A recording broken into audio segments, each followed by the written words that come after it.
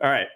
Kyle, what's your deep dive? My deep dive today is going to be former players that become coaches. More specifically, it's our guy, the local product, Teddy Bridgewater. Hey. Teddy Bridgewater had one of the most gruesome injuries that has ever happened in the National Football League. I remember the day that it happened. It went through the league like a ripple effect. Yeah. This was at the beginning of social media and everything. And now Teddy Bridgewater is a coach. And I want to make sure that I get the name of his school correct here, because Teddy Bridgewater, he's Northwest Miami. It's a 3A high school football team around here. You're a Florida guy. Yeah. Miami Northwestern. I was going to say it's Miami Northwestern. Miami Northwestern. Yeah. So how does Florida do A's? Is 3A is 1A the biggest? 1A is the lowest. It goes up to 5, right? 5, right. So there's 2 above it. Okay. But Teddy Bridgewater has become the head coach for this Miami Northwestern team. And they are an absolute powerhouse. Yeah, they always have been. I feel like they got to be even more, because we looked at the points for, the points against. It's 220 to 12 in the playoffs for Teddy Bridgewater's team. I wanted to talk to you guys about any time that you have dealt with former players that are coaches versus coaches that are lifelong coaches and the impact it has. Because if I'm a young kid and Teddy Bridgewater shows up to my school, I understand that we have a very unique opportunity. Right. Obviously, we have the scheme. We've got a guy who's been there and done it, a guy that would still be playing today and probably be a starter in the National Football League, but he's here with us, and how important that is for these young men, because we're looking at the schedule. If the game's not in Jacksonville this Friday, I'm going to try to go to down here.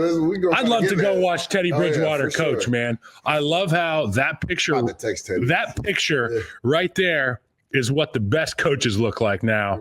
And I freaking love that, because when I go back in time, the coaches don't look like Teddy Bridgewater. And for a lot of guys, they need a guy like Teddy Bridgewater to relate to. And I freaking love that, man. I love that shit so much. I'm so happy for Teddy Bridgewater, a guy whose career was robbed from him due to injury. He has made lemonade out of lemons, man. Yeah. Or you know what? Orange juice out of oranges, because we're in Florida. That's what I'm going to say. You have some experience with Teddy Bridgewater? Yeah, that's my guy. We trained down here, have the same trainer in Sharif Tabah in regards to like physical therapy and everything. I call him Brook Shot Teddy off of the movie.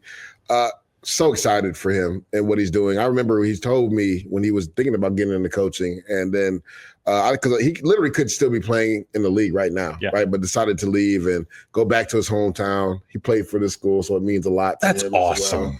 So he's a local hero, essentially, right?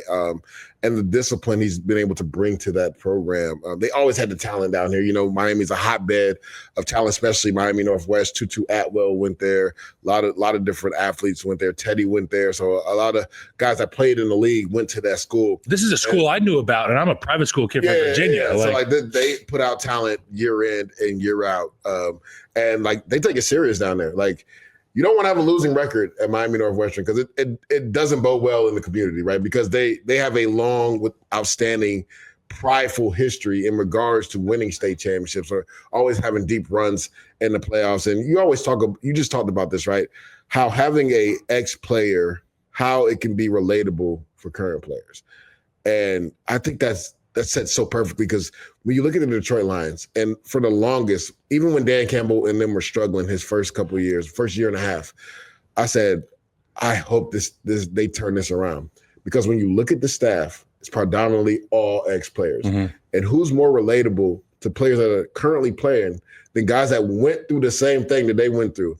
And it's guys that are in positions, whether it's Calvin Shepard, the linebacker coach who played linebacker, Dan Campbell, who's just a leader of men who played tight end. But there's a reason why at multiple stops he was named the interim coach, because they know what type of leader is. Aaron Glenn, the defensive coordinator, who was a Pro Bowl quarterback. Just dudes, right? Hank Farley, an offensive lineman. Like, these guys played the game at a high level. So this is the reason why the players respect him. Perfect example. I don't know if you saw the clip of Antoine Randall L. just going off on Jameson after the penalty. He's like, and Jameson, shut up. Right? That lets you know the players have respect for those dudes, man, because those dudes laid it on the line as players, but they put the work in as coaches too. And those players trust them. I mean, you hear it after every victory speech when, Dan Campbell gives a game ball away, how those players just love the team. That's the first thing they say, right? man, I love this team. Yeah. I wouldn't rather be on this run thinking about it. Anybody else. Tim Patrick is a perfect example, right? Been through 2 massive knee injuries, right? Gets to Detroit, practice squad, they elevate him, and he's fit right in with his mindset and the way he plays, how gritty he is. It was a 3-year touchdown drought. Then he goes and catches 2 in the biggest game of the season. Exactly. So, like, that was the first thing he said. He was just like, man, it's been a trying 2.5 years, and I wouldn't want to be on this run with anybody else. I really, truly appreciate how you guys accepted me, right? And you let me come into this culture. That just lets you know, right, to your point, right, when you have coaches that were former players, those guys are relatable to the players, and those players are willing to run through a brick wall for them. And they're not going to ask you to do anything that can't be done or that they haven't done before. And when I first started playing football, I have a younger brother, Howie. He's 12 months and a couple days younger than me. He went from JV to varsity his sophomore year. He was slated to become the quarterback. And my dad was like, hey, I think it might be time for you to try football. I hadn't really played at all. I played in the backyard and on the blacktop. And I said, I'm not going to know, how are these guys going to teach me how to play football? He's like, don't worry, I'll be at practice. My dad went to practice Monday through Thursday and Fridays. He was in the stands with everybody else. He didn't want to bother us. And I remember being in a spot where I was like, I can't do this. And having a guy like that, it's akin to having a guy like Teddy Bridgewater there coaching you if you're a quarterback at Miami Northwestern. For a fact that he's not going to put anything on your plate that A, you can't handle, B, isn't correct, and C, isn't going to be good for you. And when I got to the NFL, the guy who drafted me was offensive line coach Aaron Cromer. He's the Bills offensive line coach now. I talk about him a lot, and I talk about him glowingly. Because of the experiences I had with him, it felt like there was just a salty old vet that was our O-line coach. And you could listen to him and you could trust him and he's going to make your game better. I'll take it a step even further. That guy right there on the screen, Teddy Bridgewater, looks nothing like Andy Reid, but they're the same.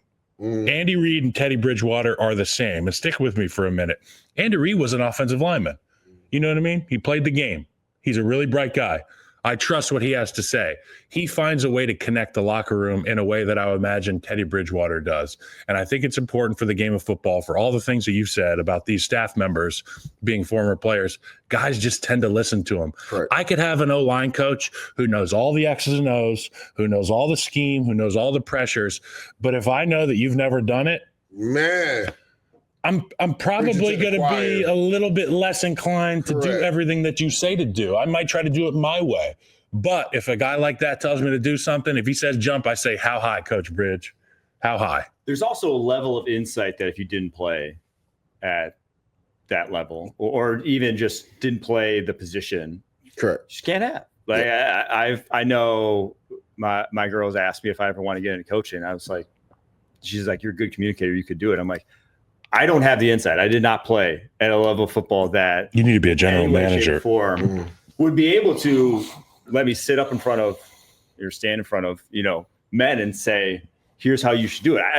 I would feel like a fraud doing that because I don't have that. And I do think that you just look at any roster. If we go back to the NFL, any coaching staff, there are numerous guys on staff outside of teams like the Lions that are coaching a position that they at no point ever played in their life. Oh my God. And maybe never even played the sport. And it's frequent.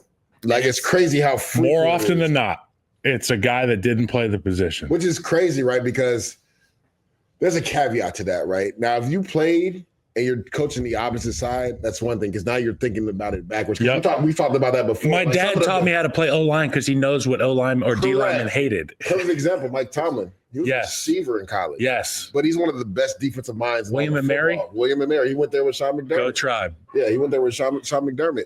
But he's one of the best defensive minds because he knows what the offense is thinking, right? So you can kind of mitigate what they want to do based on their train of thinking because he grew up in that way of thinking. So like, let me show you how to mitigate what they want to do on offense. So there's a caveat to that. Like if you played the game at a high level and you're coaching another position, I still have some respect for you because you learned it. But if you've never played the game, I'm with you 100%. Like I've had coaches that have told me to do certain things and I asked them, show me on tape somebody doing it. And if you can't show me on tape somebody doing it, that means for one, it hasn't been done yet which doesn't bode well because what do we always talk about? I have had to seen it before, right?